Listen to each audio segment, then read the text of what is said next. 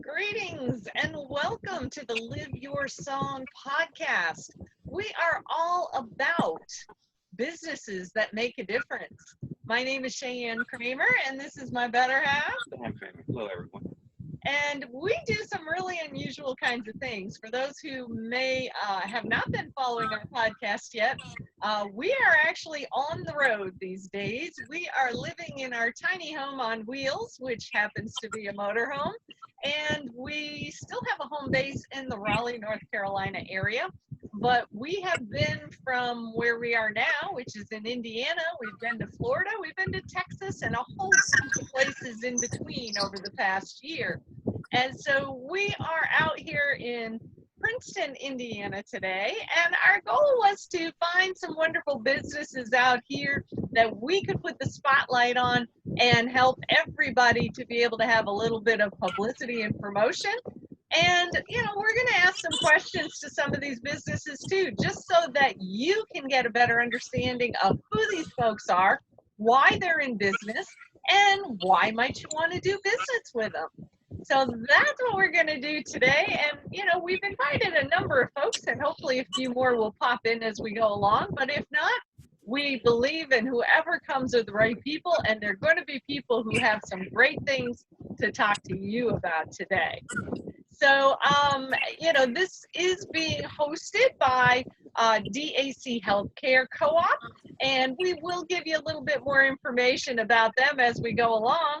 But right now, because I know that Miss Kim understands a little bit about how we run these things, I'm curious, Miss Kim Catilla, can you say hello and just tell everybody a little bit about what you're doing in business these days?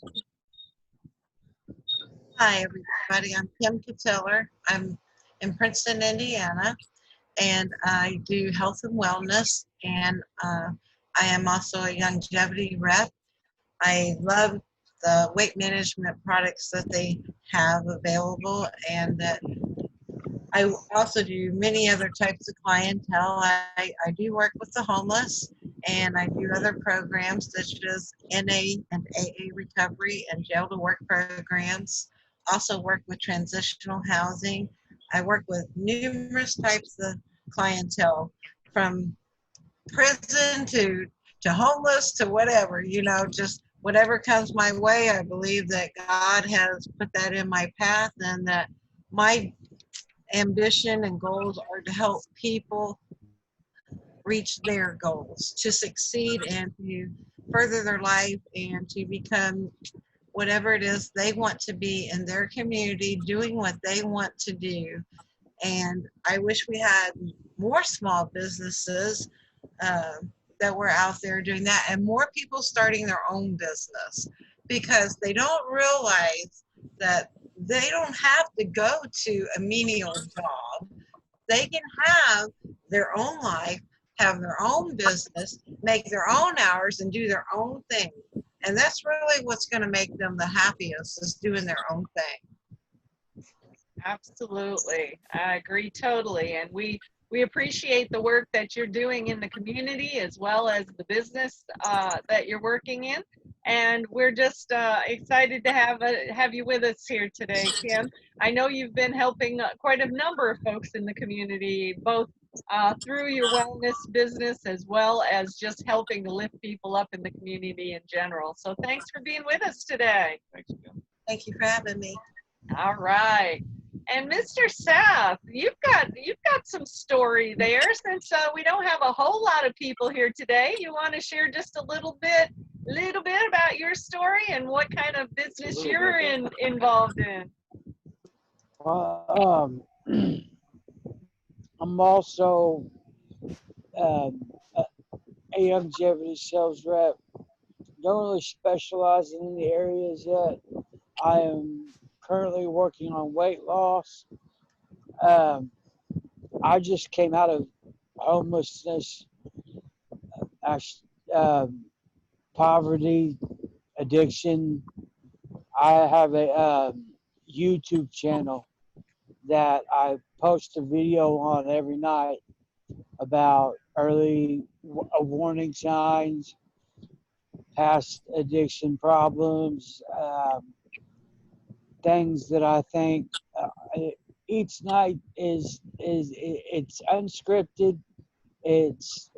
I record whenever God tells me it's time to start talking, and I talk about what's on my heart whenever it's time to start talking. And it's a roller coaster. Sometimes it's up, sometimes it's down. But that's how it is to be an addict.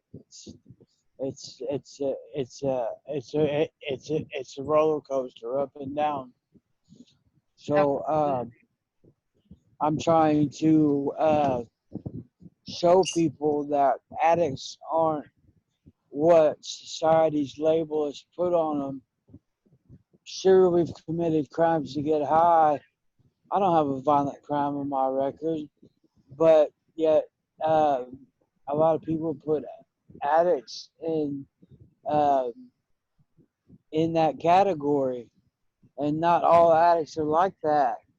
I saw on a show called My Strange Addiction, there was this a woman that was addicted to baby powder. She would go buy baby powder, and she would take it and she would pack it in her nose, and then she would fill her hands up with it and just immerse her face in it and just I mean, like, I don't even know how she could breathe, but that was her addict. That was her addiction. She was addicted to baby powder. Wow. Addiction is a disease, and it's a lifelong disease, and it's one that you have to learn how to deal with and cope and control. And it took a lot of mistakes and a lot of and unfortunately, humans learn by making mistakes. We don't learn by success. We learn by failure. And I've had a lot of failure. So I've learned a lot of lessons. Yes, you So have. and I'm trying to share that and get the word out. And I'm up to 15 videos, and I've got about just as many subscribers. So I'm gonna keep plugging away at it Good. until I get some people talking and asking questions. Because I believe that if you ask the right questions and you have someone you care about that you know has an addictive personality, and you know the early warning signs, you can prevent the problem from happening That's true. That's if you true. have the So proper thank knowledge. you. Thank you for what you're doing, Seth. I think that's awesome. Your videos are authentic. A lot of them are just raw in terms of being real. And I think that over time, more people will find that YouTube channel and they'll appreciate your honesty and what you're sharing. So thank you for that. So Ms. Mackenzie, Thank you. please introduce yourself and Hi. tell our listeners a little bit about you and about your business. Hi, my name is Mackenzie Fithian. I own Mama Teats All Natural Soaps. I make homemade soaps, breast milk soaps, sugar scrubs, and lotions. I started out learning how to make breast milk soap for my baby. She had really bad eczema, and nothing store-bought was really helping her. I learned that many commercial bath products contain a lot of harmful ingredients, despite being marketed as safe. And I had heard all the amazing properties of breast milk and decided to make my own soap out of it. And I quickly fell in love with the entire process and the results it had on my daughter's eczema. She's had 0 eczema flare-ups since we've been using that soap. Wow, that's And amazing. yeah, breast milk soap is really good for those with acne, eczema, or any other dry skin problems. And then I also make a bunch of other soaps that don't have breast milk. Wow. And how did you learn the skill? A lot of research, websites, YouTube. I've bought books. Just a lot of research. Gotcha. Well, and that's what I love about, so many small businesses, and my husband and I have come in contact with quite a few of them, but that's the whole essence of business, right? Find a need and fill it. You had the need Right. and you figured out how to fill it with a solution. And that is just totally amazing. So congratulations to you for having the willingness to do the research, figure out how to do it, and to create something that's really helping. That's amazing. Thank you. Awesome. And this particular podcast is sponsored by DAC Healthcare. We're out here to get the word out to more small businesses about how healthcare does not have to be as expensive as what most people think it does. We know a lot of small businesses that don't think they can afford traditional health insurance. And we know a lot of small businesses who can't, usually with 50 employees or less, that can't afford to provide health insurance to their employees because they would have to pay, up to 50% of the premiums for their employees. So we're out here to get the word out about our co-op. There are no deductibles for our co-op. There are no exclusions for pre-existing conditions, and it is lower priced than traditional insurance. So, that's the big thing. We're encouraging small businesses to check it out. They can get a free quote. We can typically save small businesses and their employees between 20 and 50% on their healthcare program costs. So that's what we're focused on right now, and trying to get that word out around Princeton, just to let people know that there are options where you can still get a lot of great health care, but it doesn't have to take every last penny out of your pocket to be able to do it. So with that, what I'd love to do is to just get a little bit of additional conversation going on right now, because a lot of times people I think, and again, we had quite a lovely list of Princeton businesses that were invited and said they wanted to come, because one of the things we recognize is that a lot of businesses or people just don't know who are the business owners out here. What are they doing? What are what are their hours? Do people have new hours that they're in operation these days since the whole COVID thing struck? People have a lot of questions. So I thought I'd throw out just a few questions that our business owners may or may not have an answer to right now, and that's okay. But they're good discussion questions anyway, and it might help some of the listeners out there to have a little better idea about what's going on, whether they're in the Princeton community or whether they're somewhere else, because a lot of these questions are relevant everywhere right now. So the first question I'm really curious about is, since we've been in the COVID crisis, is anything changed in how you're doing business?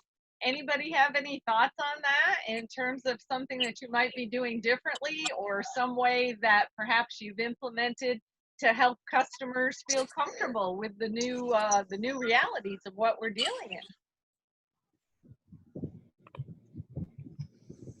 in? I know I've seen a lot of commercials on TV about the hands-free. You get a pizza delivered, and they will walk the pizza out to your car, and you pop your truck, and they'll set it right in the back of your SUV. So it's carry out delivery is what they're calling it. That's true. And then you got the people, Burger King, McDonald's, all wearing masks and gloves. There's a lot of people taking a lot of precautions, and I am so shocked that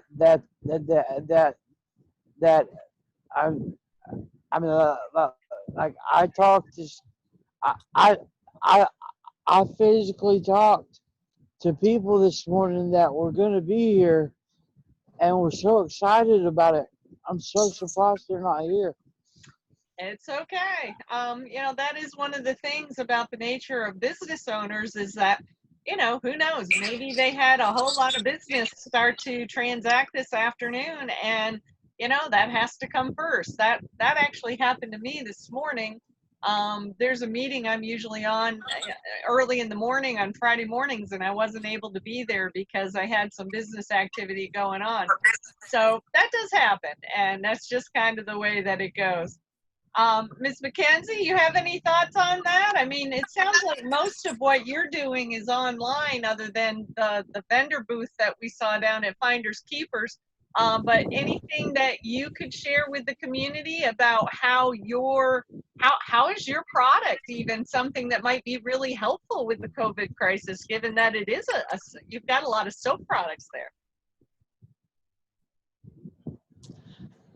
Yeah, honestly, the crisis hasn't changed the way I do things too much. I've always sanitized my area before I start. I wear gloves and everything. And well, I do have a booth at Finders Keepers, and they do require masks now, so I do wear a mask there. Mm-hmm. But yeah, the soap is awesome because you're supposed to wash your hands. It's antibacterial, so and moisturizing, so. Oh, wow. Well, and so tell me more about that, because that's been one of my concerns, is that antibacterial soaps, a lot of them have some pretty harsh chemicals in them that actually, could be absorbed by the skin and maybe even have some adverse reactions over time. I'm assuming that whatever you're doing is probably a little more natural than that. Yes. Breast milk actually has antibacterial properties, and then there's actually quite a few essential oils that have antibacterial properties that I could put in the soap. Ah, good deal. Good deal. Well, I think that's really good to let people know at this point in time, because, for myself, I do not go for those chemically based antibacterial soaps. So knowing that somebody's got some, Right. Has the natural ability, and I don't even know if people fully understand how much, how many amazing things are contained in breast milk. I mean, is there anything you want to say about that to just let people know a little more about it? I actually had something pulled up that I posted before. So breast milk has vitamin A, D, E, K, B6, and B12 in it. It's antibacterial and antiseptic. It's moisturizing, and it's high in lauric acid. And lauric acid is a fat that has been known to combat acne. Ah, nice. Okay. Very good, very good. And yeah, I mean, that's one of the things that they say is why it's really a good thing for infants to be able to take advantage of breast milk, because there is a lot of immune system building properties that are part of it as well, right? Yes, for sure. Yeah, cool. Awesome, awesome. Yeah, Miss Kim, you have any thoughts, any comments on the ways that people are changing how they're doing business because of COVID? You've been out here in the community and seen some of that firsthand. Yes, and it's sad that you're locked out of everywhere and that you have to knock. And if you need to go to the bank, you got to make an appointment. And things have changed drastically in Princeton. I don't know about the smaller communities, but Princeton's not even a very large community. And I do know that Vanderburgh County, Evansville, now has gone to fully masked. You have to wear masks to go in anywhere. I do know that also here in Princeton, Menards requires you to buy a mask to enter their store. Yeah. So, and if you hear a bang, it's because the desk fell, and I'm waiting for help to come, and I'm holding it up the best way that I can, but it's falling apart on my lap. So if you hear me scream, that's what happened. I muted myself earlier. Probably should mute myself again. Oh my goodness. Well, be safe, my dear. Be safe. We don't want you to hurt yourself. No, please. Oh my goodness. Okay. Well, another question that I like to throw out here to people, and you guys might have some ideas or about this as well, because they say that when there's lots of challenges, that brings new opportunities.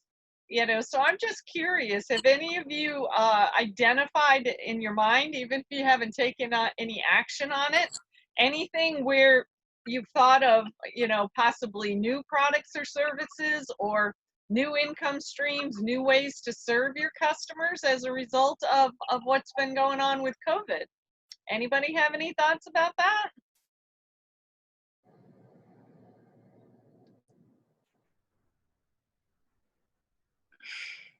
Other question. Not a popular question. I get it.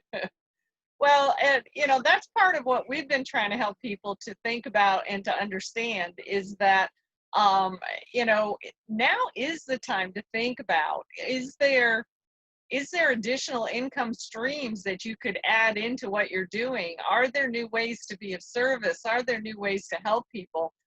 Because that could be a biggie right now. Whenever there's big change, there's always room for opportunity. But we have to get really good at being able to look out there and see what's going on, and see if we can help with some new eyes. I know that there's been a lot of people, as an example, that have been really shaken up about their health, and trying to think about ways to be able to improve their health. And that's one of the reasons why we've been out trying to educate folks in Princeton about things like the healthcare co-op, because a lot of people have gotten to a place where they just don't even think about going to a doctor for something because it's too darn expensive. And so we're trying to help other people see, and especially given what we've been through in the last few months, there are things that we can do to reduce the costs and still be able to take care of ourselves as best we can. So that was one thing. So the big question I've got, and I know some of the people on this podcast have an answer to this, so we'll let them. Hopefully Kim hasn't dropped her desk or anything over there yet. But how about if we start with Seth, because Seth, I know, has been thinking about this lately. So one of my favorite questions to ask businesses is, if you had a closet full of money that was never going to run out, what would you be doing with your time? Would you still be doing business activities, or is there something bigger, something, that you've got a real sense of purpose or mission around that you would love to be doing if you had a closet full of money? Seth, I know you got some ideas. What's on your mind today? I would put a bigger platform behind my YouTube channel and get the word out there better. I would make sure that everybody around me is well protected against this 5G, a microwave that we're getting ready to get put in. It would be all about safety and taking care of everybody. I'm all about saving lives and protecting people. That's my main care. That's awesome. That's awesome. Well, and I know that, you're very enthusiastic about the idea of possibly becoming a mentor to other people who are coming out of substance abuse, who may have come out of prison. And, those kinds of things, I fully could expect that you could get more involved in over time. Kim, are you still balancing stuff there? Are you able to tell us a little bit about the big vision? I know you've got some big visions, girl. So, if you had that closet full of money that was never going to run out, what would you be doing? I would be running numerous community activities, in other words, that would be helping to revive our community since COVID. One of the ways we could lift each other up is to support small businesses. McKinsey has a great business, and that is something that needs to be out there. There are many things. I mean, recovery centers. Princeton does not have anything as far as a recovery outlet. The worst thing is there's no recovery hospitals. Everything is either as far north or far south of here. The closest thing is Evansville, but we don't have in Princeton for substance abuse or addictions. We have a few, a psychiatrist that will counsel you, but we don't have any real true programs other than NA or AA, that help put people back on track, that help them to transition their lives in such a way, from A to Z to get back on track.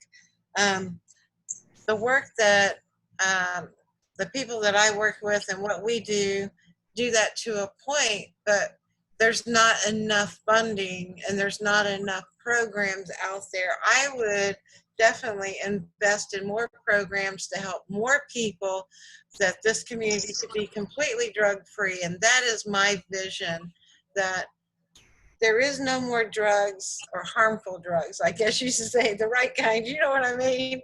But that is something that, and there would be no homeless people.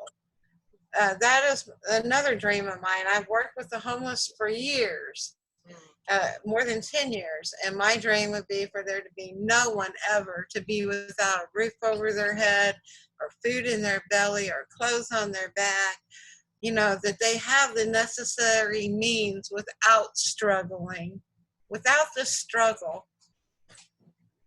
Yep, that's we get that completely. And my husband and I have been involved in some of those situations.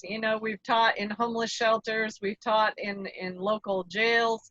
We're trying to help more people learn some basic skills of entrepreneurship so that we can be a solution for some of these things.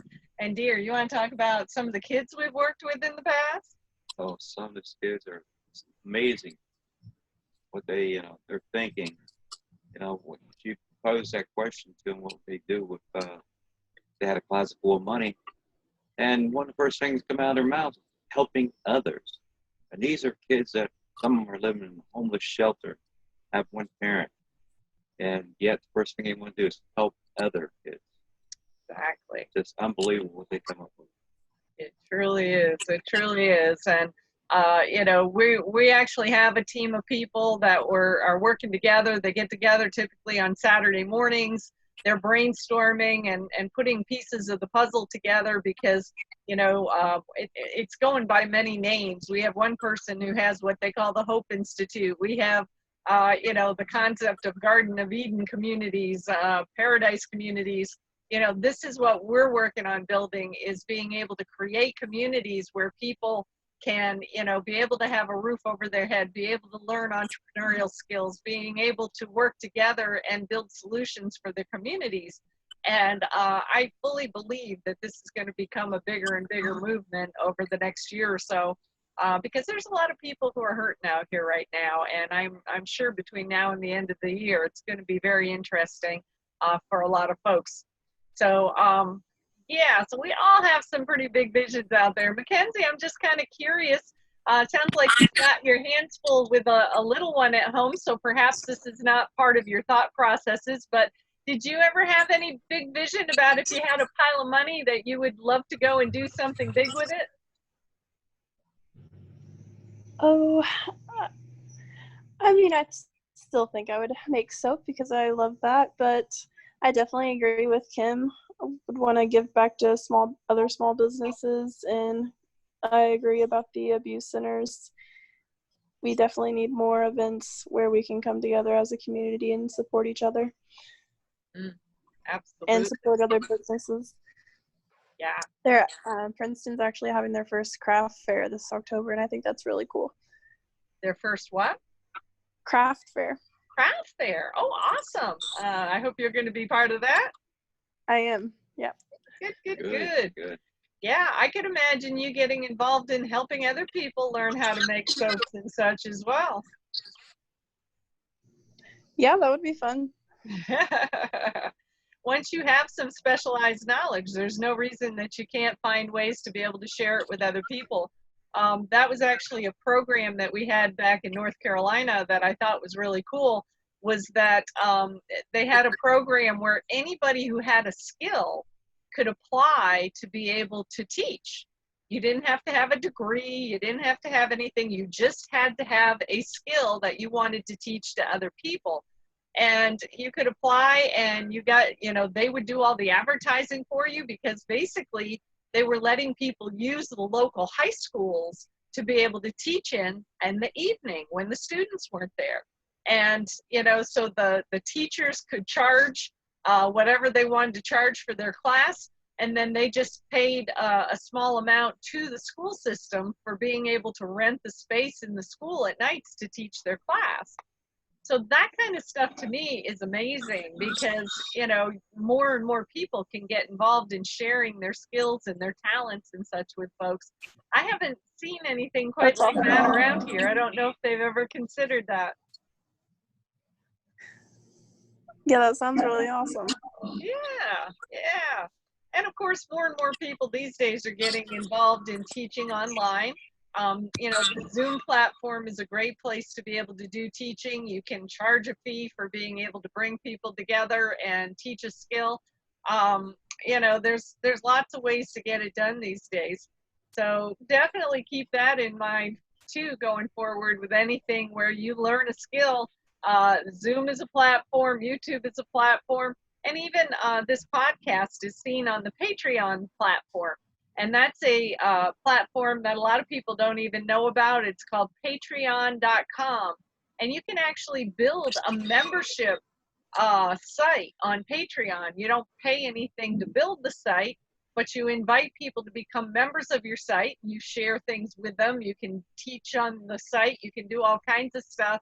And, you can collect even just $1 a month as a membership fee, but you can charge any amount a month that you want. So that's another simple way that people can get involved in teaching and stuff online and being able to start to create some kind of income online. These are the things that Don and I love teaching about, because there's so many technology tools that you can use these days to be able to start finding ways to create additional income streams. And, we actually have a bunch of income streams. We're working with different products that are all about health, all about personal growth and development. We have products that are, legal assistance, the healthcare, identity theft protection. So we work with a lot of different products because we want to help a lot of different people find ways they can go into business for themselves. So that's what we're all about. We love doing that, and we will continue traveling around the country to be able to do some more of that. So anybody have any final thoughts, any final questions? It's too bad that more of the Princeton businesses didn't show up. Maybe we'll try again in a couple of weeks to see if we can get more of them online after they see what we're doing, and how they could get promotion out here. Any final thoughts from anybody?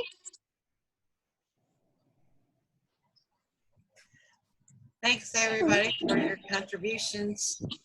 Absolutely. And, everybody who is a part of our podcast, they will get a follow-up email. One of the things we're offering to everybody who is part of our podcast is that you can also get some free advertising on something called the Ideal Ads Network. And so we'll send an email out to people who participate so that you can put up your free ad. You'll just, when you go to the page, you'll see a little link on there that says create your ad. And you can put in, your website link. If you've got photos, you can put that in there. You can put a little write-up about it, however you want people to contact you. And then we'll publish that out there on the Ideal Ads Network. It's another way that we can help you to be able to drive some more traffic to your website and your business. And we will also include to folks, just in case you run across anybody who's looking for a lower cost healthcare program, we'll include a link to the healthcare out there in case anybody's interested. And when the podcast goes public, which will be next Thursday at 11 a.m. our time, we'll make sure that you get a link to the podcast as well. And it'll be actually a YouTube link, but it's going out on a Patreon channel that we are a member of. And, if you decide you want to use the link on your website, feel free to do so. It's a way for you to be able to let more people know about what you're doing and that you were part of the Live Your Song podcast. So we are excited that you all were with us today. And we hope to stay in touch. And Mackenzie, would you be interested in coming back to additional podcasts like this if we could get some more businesses that you might be able to network with? Yeah, definitely. I definitely would. Thank you so much for having me today. Absolutely. Well, you all have a great rest of your day, a great week. And Thanks. just remember, it's important that we all get involved in living our song right now, because there's so many problems and so many challenges out here that people are facing. If you have the ability to be part of their solution, that is a gift to the world, and we want to help more people know about it. So y'all have a great day, and we'll see you again next week. Take care, everybody. Thanks. Bye-bye. Bye-bye. Thank you. Thanks. Stay safe.